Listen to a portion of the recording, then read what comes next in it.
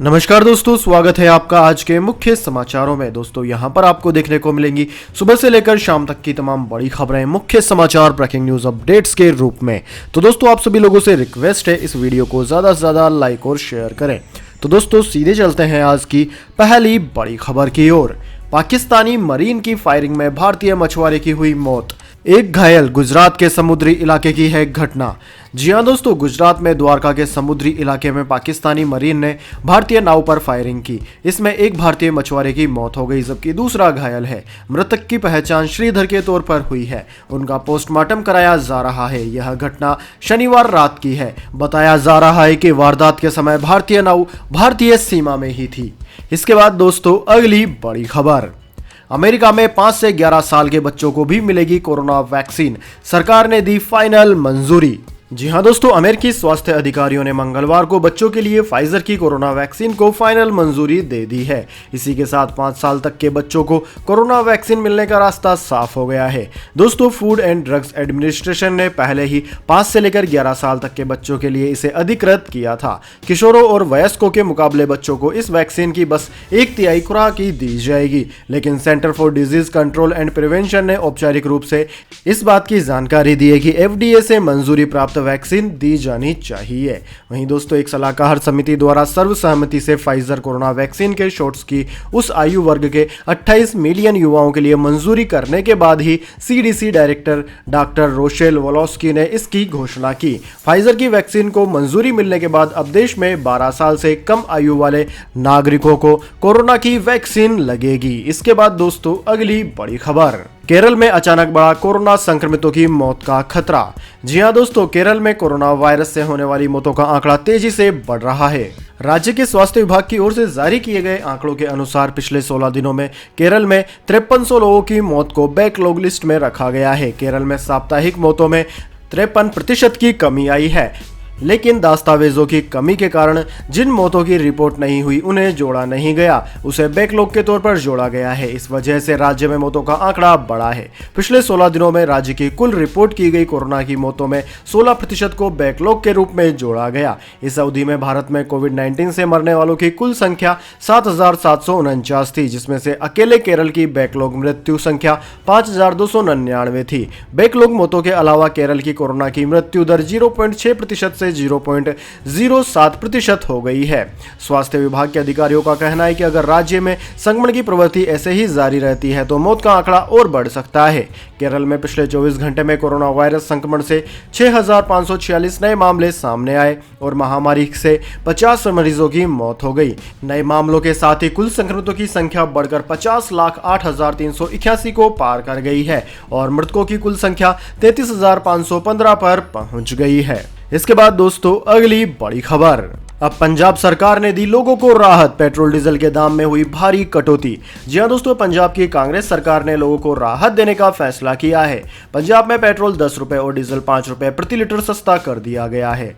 दोस्तों आपकी जानकारी के लिए बता दें, शनिवार को ही शिरोमणि अकाली दल के कार्यकर्ताओं ने पेट्रोल डीजल के दाम को कम करने के लिए चंडीगढ़ में मुख्यमंत्री चरणजीत सिंह चन्नी के घर का घेराव किया था। पंजाब के मुख्यमंत्री चरणजीत सिंह चन्नी ने खुद राज्य में पेट्रोल डीजल के दाम घटाने को लेकर ऐलान किया। उन्होंने कहा कि हमने पेट्रोल 10 रुपए और डीजल 5 रुपए प्रति लीटर सस्ता करने का फैसला किया है। पेट्रोल डीजल की नई कीमतें रात 12 बजे से लागू हो जाएंगी। दोस्तों आपकी जानकारी के लिए बता दें, दिवाली के तोहफे के रूप में केंद्र सरकार ने पेट्रोल डीजल की कीमतों पर एक्साइज ड्यूटी 5 और 10 रुपए कम कर दी थी। इसके बाद कई राज्य सरकारों ने पेट्रोल डीजल पर लगने वाले वेट की दरों को घटा दिया, जिससे कई राज्यों में पेट्रोल डीजल के दाम कम हो गए हैं। दोस्तों दिल्ली की बात की जाए तो दिल्ली में आज 1 लीटर पेट्रोल की कीमत 103 रुपए 97 पैसे प्रति लीटर है और डीजल की कीमत 86 रुपए 67 पैसे प्रति लीटर है। इसके बाद दोस्तों अगली बड़ी खबर, भाजपा ने राष्ट्रीय कार्यकारिणी बैठक से फूंका विधानसभा चुनाव का बिगुल, अगले 15 दिन में प्रधानमंत्री के यूपी में 3 दौरे। जी हां दोस्तों, राष्ट्रीय कार्यकारिणी की बैठक के आगाज के साथ ही भारतीय जनता पार्टी ने विधानसभा चुनाव अभियान का बिगुल फूंक दिया है। राष्ट्रीय कार्यकारिणी की बैठक में 5 राज्यों में होने वाले विधानसभा चुनाव की तैयारियों को लेकर चर्चा और रोडमैप बनाया जा रहा है। तो वहीं दूसरी ओर आगामी दिनों में प्रधानमंत्री नरेंद्र मोदी चुनावी राज्यों में दौरा तेज करने जा रहे हैं। अगर बात करें उत्तर प्रदेश की तो आगामी 15 15 दिन में प्रधानमंत्री के 3 दौरे यहां पर हैं, जहां वो कई योजनाओं का शिलान्यास भी करेंगे। इसके अलावा गृह मंत्री अमित शाह के भी 2 दौरे प्रस्तावित हैं। दोस्तों, चुनाव के लिहाज से ये बड़े महत्वपूर्ण दौरे होने जा रहे हैं। इसमें प्रधानमंत्री जनसभाओं को भी संबोधित करेंगे। प्रधानमंत्री मोदी 19 नवंबर को झांसी जाएंगे। झांसी के किले में आजादी की 75वीं वर्षगांठ के उपलक्ष्य में कार्यक्रम में शामिल होंगे। पीएम झांसी दौरे पर बुंदेलखंड को कई सौगात भी देंगे। पीएम मोदी 16 नवंबर को सुल्तानपुर में पूर्वांचल एक्सप्रेसवे का औपचारिक रूप से लोकार्पण भी करेंगे। इसके बाद एक्सप्रेसवे की हवाई पट्टी पर ही जनसभा को संबोधित करेंगे। करीब 340 किलोमीटर लंबे इस एक्सप्रेसवे से पूर्वी और पश्चिमी यूपी के बीच यात्रा में लगने वाले समय में काफी कमी आ जाएगी। इसके बाद दोस्तों, अगली बड़ी खबर, राजस्थान में हनी ट्रैप। आईएसआई की लड़कियां सेना के मूवमेंट और नए हथियारों के बारे में लेती है सुराग। पैसा और प्रमोशन का दिया जाता है लालच। जी हां दोस्तों, राजस्थान में 8 महीने में हनी ट्रैप के 17 से अधिक मामले सामने आए हैं। आईएसआई की खूबसूरत लड़कियां सोशल मीडिया के सहारे जवानों को अपने झांसे में लेती है। जाल में फंसाकर सेना के मूवमेंट और नए हथियारों के बारे में सुराग लेती है। दोस्तों, आपकी जानकारी के लिए बताएं, राजस्थान में जैसलमेर, बाड़मेर, बीकानेर व श्रीगंगानगर की सीमाएं पाकिस्तान से लगती है, इसलिए पाक की नजर हमारे जवानों पर सदा रहती है। 1037 किलोमीटर की सीमा पाकिस्तान से सटी हुई है। यहाँ पर भारत की ओर से काफी सख्ती है। आतंकी कैंप तबाह होने के बाद से पश्चिम सीमा से पाकिस्तान घबराया हुआ है। पाक स्ट्राइक के डर से 15 से ज्यादा गांवों को खाली करवा चुका है। अब भारत की तरफ से किस तरह की कार्रवाई हो सकती है, ये जानने के लिए हनी ट्रैप करा रहा है। बीते 8 महीनों में बॉर्डर पर सेना के मूवमेंट की खुफिया सूचनाएं लेने के लिए राजस्थान में हनी ट्रैप के 17 से ज्यादा मामले सामने आए हैं। हनी ट्रैप में उन्हीं लोगों को फंसाया जाता है जो सेना में नौकरी करते हैं या फिर सेना से जुड़े होते हैं। जवानों को उस जाल में फंसाकर सेना की नई टेक्नोलॉजी और बंकरों के बारे में जानकारी ली जाती है।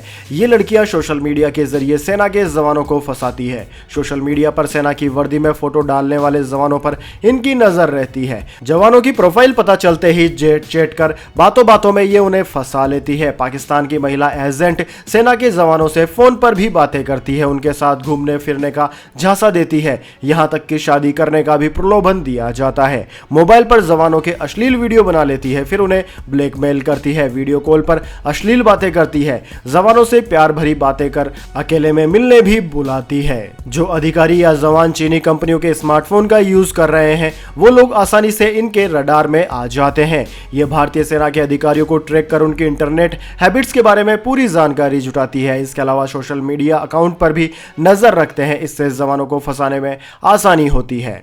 इसके बाद दोस्तों, अगली बड़ी खबर, cruise drugs case. Aryan Khan को एनसीबी की एसआईटी का समन, आज ही पूछताछ के लिए बुलाया। जी हां दोस्तों, बॉलीवुड अभिनेता शाहरुख खान के बेटे आर्यन खान को एनसीबी की एसआईटी ने समन भेज दिया है। एसआईटी ने आर्यन खान को आज ही ड्रग मामले में पूछताछ के लिए बुला लिया है। एनसीबी विशेष जांच टीम जिन 6 मामलों की जांच कर रही है, उनमें जितने भी आरोपी हैं सभी को पूछताछ के लिए बुलाया जाएगा। इसी कड़ी में आज आर्यन खान को समन किया गया है। हालांकि खबर लिखे जाने तक आर्यन एनसीबी की एसआईटी के सामने पूछताछ के लिए पेश नहीं हुए थे।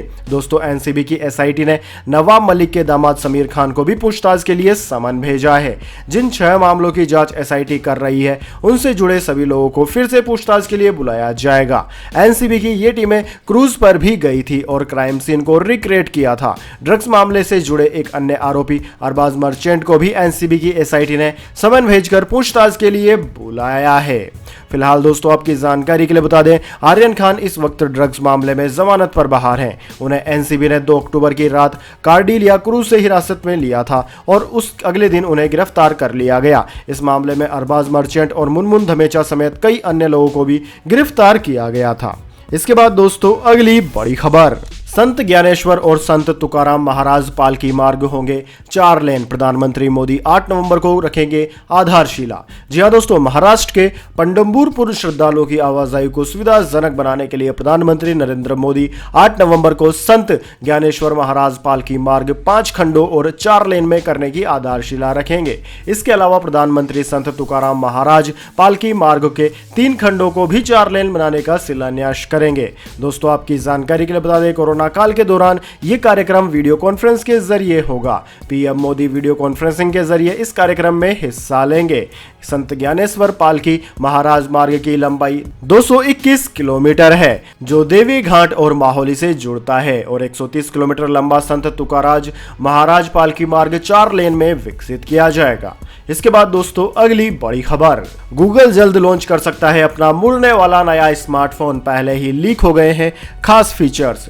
जी हाँ दोस्तों, आजकल लोग फोल्डेबल फोन को काफी पसंद कर रहे हैं। मार्केट में इनका क्रेज और इनकी मांग बहुत बढ़ चुकी है। लगभग अधिकतर फोन कंपनियां अपने नए फोल्डेबल स्मार्टफोन्स को बाजार में उतार रही है और कुछ लॉन्च करने की तैयारी में है। अभी तक हुआवे और सैमसंग सहित कई दूसरी कंपनियों ने अपने फोल्डेबल स्मार्टफोन मार्केट में लॉन्च कर दिए हैं। सूत्रों की माने तो गूगल भी अपना फोल्डेबल स्मार्टफोन लॉन्च करने की पूरी तैयारी कर चुका है। ऐसा अनुमान लगाया जा रहा है कि गूगल का फोल्डेबल स्मार्टफोन अगले साल लॉन्च हो सकता है। फोन की लॉन्च डेट की बात करें तो इस बारे में गूगल कंपनी ने कोई जिक्र नहीं किया है। हाल ही की एक रिपोर्ट में गूगल के नए फोल्डेबल स्मार्टफोन के बारे में बहुत महत्वपूर्ण जानकारी मिली है। नाइक 25 गूगल के अनुसार कंपनी के इस नए फोल्डेबल स्मार्टफोन में पिक्सल 6 और पिक्सल 6 प्रो में ऑफर किए जाने वाला कैमरा नहीं होगा।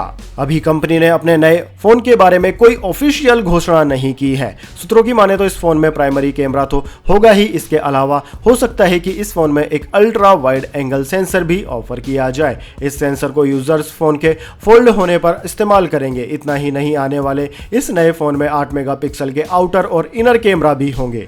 इसके बाद दोस्तों अगली बड़ी खबर, अब एक गोली करेगी कोरोना का काम तमाम, ब्रिटेन ने मोलनुपिराविर दवा को दी मंजूरी।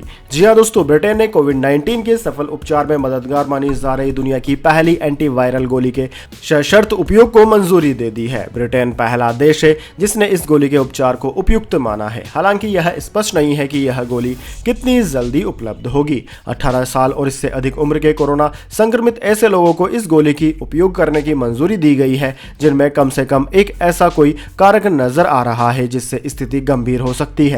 इस दवा का नाम मोलनुपिराविर है। कोविड के हल्के फुल्के संक्रमण वाले व्यक्तियों को यह गोली दिन में 2 बार लेनी पड़ती है। दोस्तों, यह एंटीवायरल गोली कोरोना के लक्षणों को कम कर देती है और तेजी से स्वस्थ होने में मदद करती है। अस्पतालों पर बोझ कम करने तथा गरीब देशों में संक्रमण पर अंकुश लगाने में यह मददगार हो सकती है। इस गोली से महामारी के खिलाफ लड़ने के लिए जरूरी 2 तरीकों, औषधि और रोकथाम में मदद मिलेगी। इसके बाद दोस्तों अब जान लेते हैं पूरी दुनिया और भारत में क्या है कोरोना महामारी की ताज़ा स्थिति। लेकिन उससे पहले दोस्तों मेरी आपसे एक छोटी सी रिक्वेस्ट है, अगर दोस्तों आपको अभी तक हमारी न्यूज़ पसंद आई है तो इसे एक छोटा सा लाइक ज़रूर दे दें, और अगर आपको पसंद नहीं आई है तो बेशक आप डिसलाइक भी कर सकते हैं। लेकिन दोस्तों लाइक और डिसलाइक ज़रूर कीजिए, क्योंकि दोस्तों यही हमारी मेहनत का फल होता है और इसी से पता चलता है कि आपको हमारी वीडियोज़ पसंद आ रही है या नहीं। तो दोस्तों जल्दी से जान लेते हैं क्या है पूरी दुनिया की हालत। तो दोस्तों पूरी दुनिया की बात की जाए तो पूरी दुनिया में इस वक्त तक इस महामारी से संक्रमितों का आंकड़ा 22 करोड़ को पार कर गया है, जबकि दोस्तों इस महामारी से मरने वालों की संख्या 45,50,000 के पार है। दोस्तों इस महामारी से सर्वाधिक प्रभावित देशों की बात की जाए तो उनमें America, India, Brazil, United kingdom, Russia, Turkey, France, Iran, Argentina आदि देशों का नाम आता है। इसके बाद दोस्तों जान लेते हैं क्या है भारत के हालात।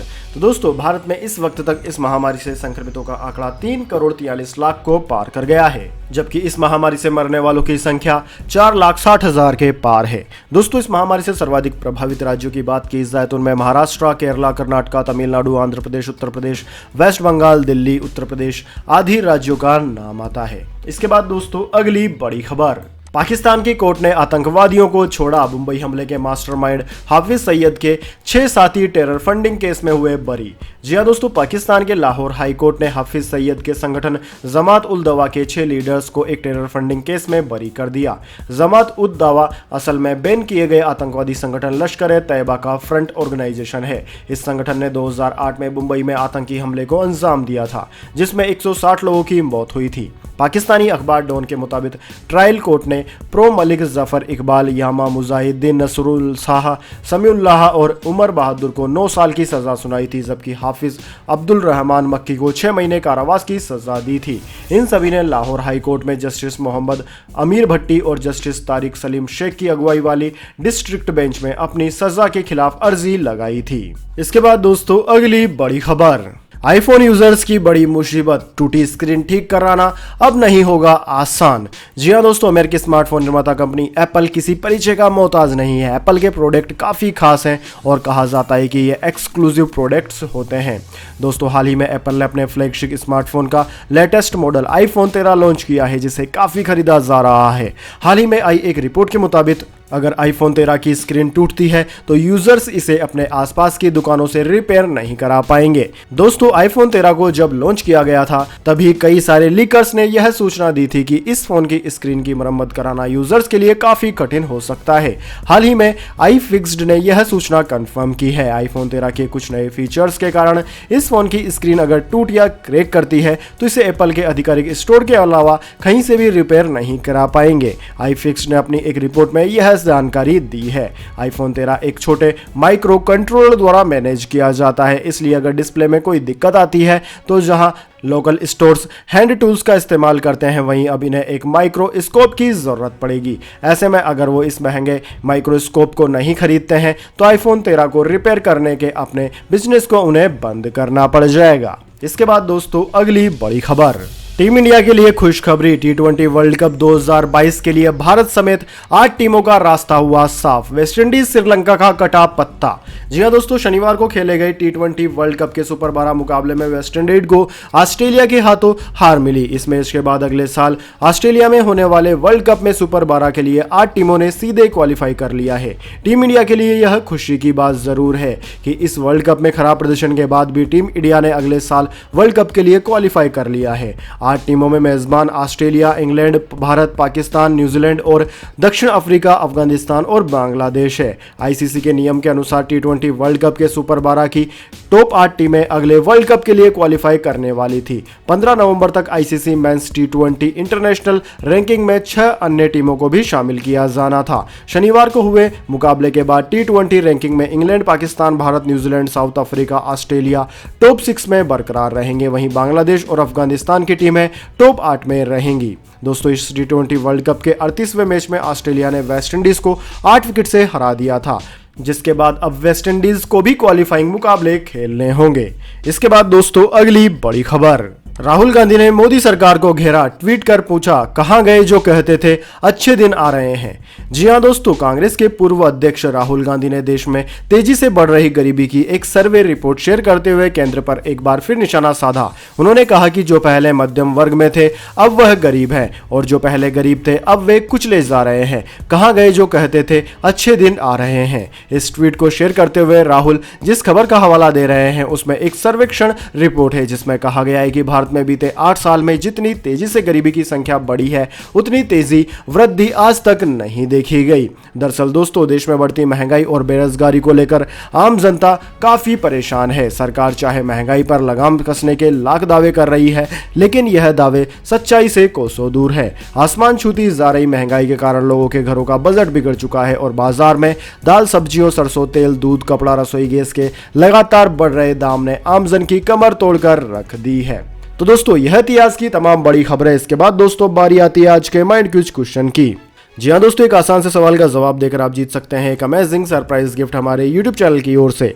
तो दोस्तों, आज का सवाल आपकी स्क्रीन पर आ चुका है। प्राचीन समय में भारत को किस नाम से जाना जाता था? जी हाँ दोस्तों, अगर आप जानते हैं उस नाम को, जिस नाम के जरिए कि प्राचीन काल में भारत को पहचान मिली हुई थी, तो जल्दी से उस नाम को कमेंट बॉक्स में लिख दीजिए। अगर दोस्तों आपका जवाब होता है एकदम सही और आप चले जाते हैं लक्की विजेता के रूप में, तो आपको मिल सकता है एक अमेजिंग सरप्राइज गिफ्ट हमारे YouTube चैनल की ओर से। तो दोस्तों, जल्दी से अपना उत्तर कमेंट बॉक्स में लिख दीजिए, वीडियो को लाइक कर लीजिए और चैनल को सब्सक्राइब करके बेल आइकन भी दबा लीजिए। धन्यवाद। वंदे मातरम। जय हिंद, जय भारत।